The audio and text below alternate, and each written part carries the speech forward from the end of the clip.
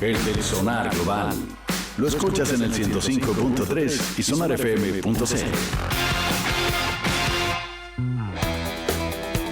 Son las 7 de la tarde con 16 minutos. Ya lo contábamos antes, una investigación publicada en The Lancet, que es una de las revistas médicas científicas más influyentes del mundo, ha mostrado que la ley de etiquetado que rige desde junio de 2016, es decir, estamos cumpliendo 10 años desde que se implementó esta norma, ha permitido reducir el exceso de peso en los niños, así, tal cual. Se han analizado datos de más de 300.000 niñas y niños de entre 4 y 6 años, y hay aquí evidencia sobre el impacto de estas políticas que tenían que ver con las etiquetas, ¿no? Los sellos negros, esto, ¿no? Las restricciones de marketing y la prohibición de venta en establecimientos educacionales. La ley de etiquetado la conocemos así y la conocemos por los famosos sellos: alto en grasas saturadas, alto en azúcares, alto en sodio, alto en calorías, que las vemos cotidianamente en las tiendas, en los supermercados, en los productos, pero que implica también otros elementos, ¿no? No solo está esta obligación para las marcas, para los productos, de poner esas etiquetas en cada uno de los paquetes.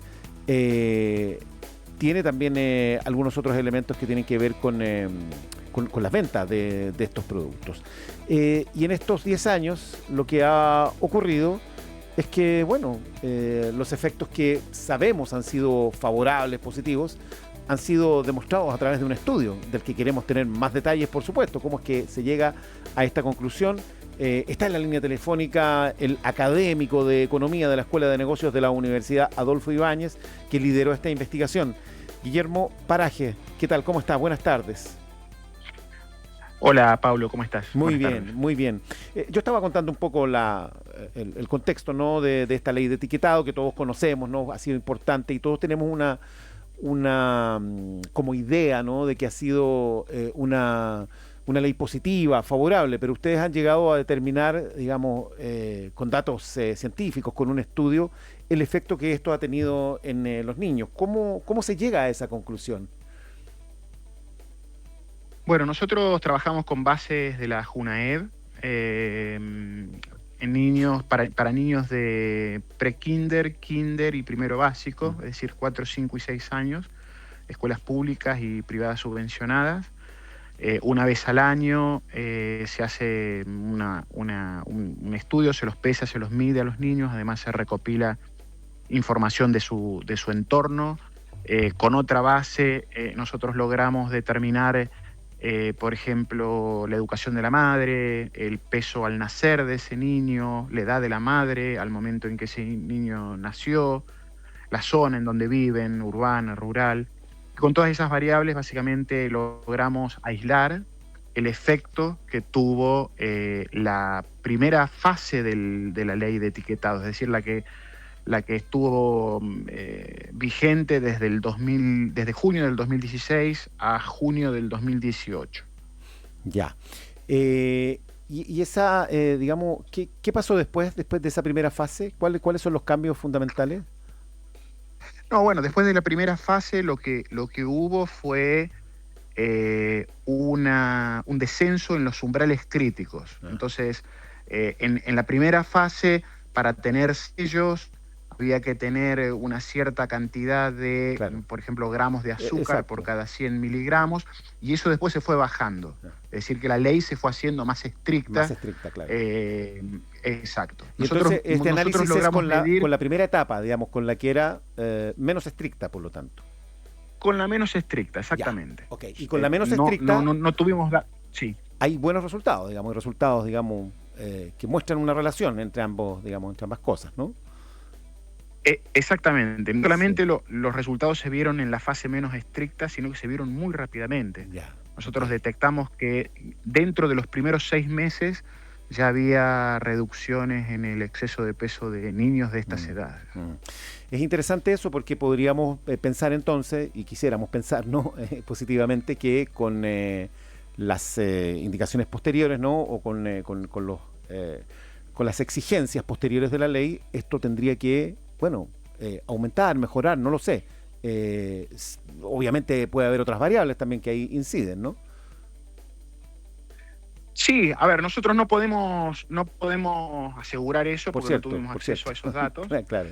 pero sí esperamos o estaríamos que eso sea efectivamente así, que con el enduramiento de la ley, de los umbrales críticos, Claro. ese efecto hubiera sido mayor.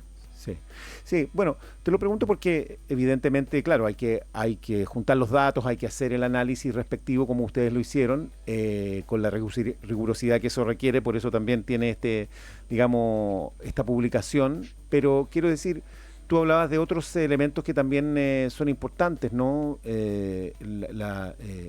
Por ejemplo, las condiciones sociales en que esos niños crecen, las madres, en fin, todo eso va constituyendo, digamos, un dato, digamos, para establecer cómo puede ir evolucionando este tema. Sabemos que en Chile hay un problema con la alimentación, con la obesidad, que hay un aumento también. Entonces, claro, tenemos por una parte leyes que son importantes para este propósito, pero hay otros factores también que inciden, más allá del análisis que ustedes han hecho. ¿Qué dirías tú que es fundamental? ¿Qué aspectos son relevantes para mirar estos temas? A ver, la ley de etiquetado fue un excelente primer paso, yo creo, y este estudio y otros estudios que se han hecho que muestran otras dimensiones, los efectos positivos que tuvo esta ley en otras dimensiones, es un excelente primer paso, es una cosa que es necesaria, absolutamente no es, para reducir o para controlar el enorme problema que es el exceso de peso en la población. No solamente en niños, sino incluso en población adulta. Mi perspectiva, mi sesgo economista tal vez, es que una parte fundamental de las razones por las cuales la gente es por una cuestión de precios, ¿no es cierto? Sí. En la medida en que la comida no saludable sea relativamente más barata, Claro. Que la comida saludable, bueno, las personas buscan con eso. El hambre es inmediato, las consecuencias sanitarias de comer mal se ven en el largo plazo, con lo cual uno naturalmente elige eso, ¿no es cierto? Es para mí políticas que apunten a resolver de manera más definitiva este tipo de problemas es encarecer los alimentos no saludables, los productos alimenticios no saludables y abaratar los saludables, ¿sí? Y eso ya requiere una serie de políticas que son más complejas, que son más sensibles a la hora de ser discutidas, porque si empezamos a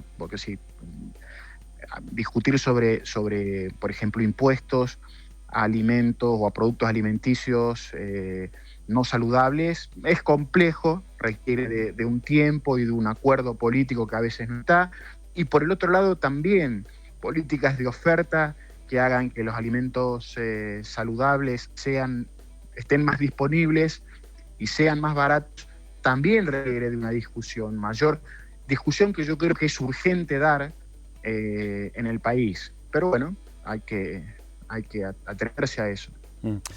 Bueno, aquí Chile se atrevió a hacer una ley de etiquetado que no fue sencilla, ¿no? Porque obviamente tuvo resistencias en su momento y finalmente ha sido bien destacada a nivel mundial esto, ¿no? No sé si ustedes han podido, digamos, constatar aquello.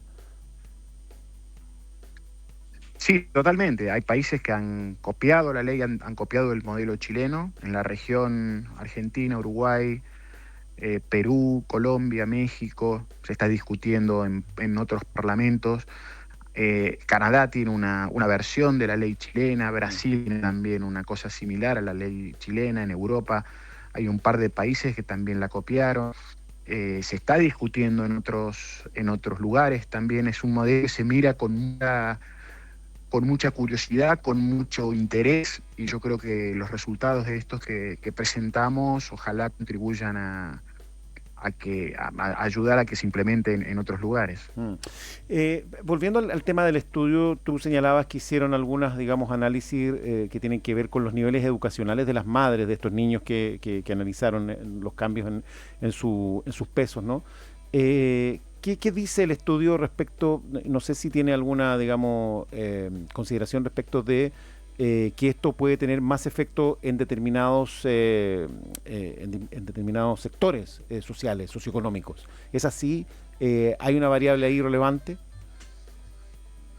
Sí, aparentemente sí. Nosotros encontramos que la ley habría tenido mayor efecto en niños y niñas, hijos de madres más educadas. Eso se confirmó de alguna manera en que tuvo mayor efecto en niños que iban a escuelas privadas subvencionadas y en niños de hogares urbanos. Es decir, aparentemente habría ahí un gradiente socioeconómico que hace que los niños y niñas que viven en hogares de mayores recursos hayan sido los más beneficiados por esta ley.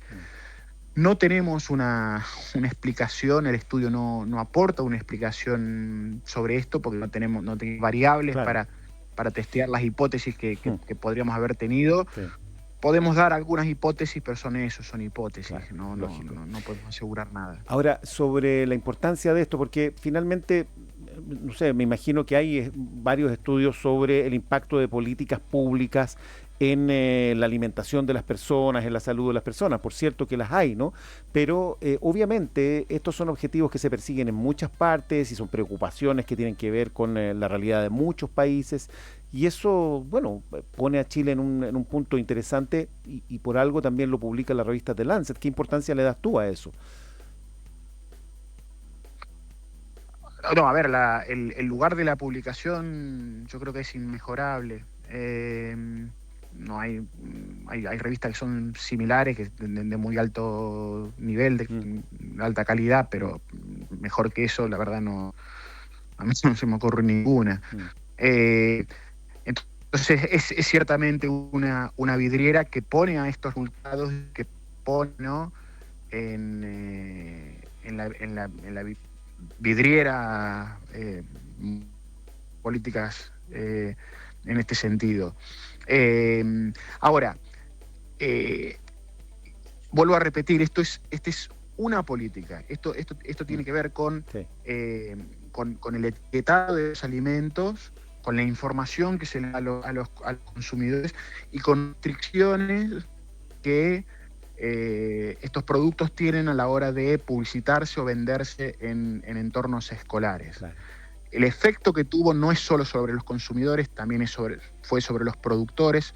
Los productores reformularon sus productos para evitar justamente estas restricciones, y ese es otro efecto positivo, claro, que se demostró esta ley tenía. Entonces, hay muchas dimensiones en las cuales iniciativas como estas se han demostrado positivas y que ojalá se copien en otros países. O que se puedan profundizar, ¿no? Esto, lo que tú dices es importante en el sentido de que se entiende que la industria, haciendo ciertos movimientos, puede lograr también efectos importantes sin que sea una afectación relevante para su desarrollo. Eso también, digamos, comprender eso, que al principio parecía más difícil, puede ser también un gran aporte de esta política.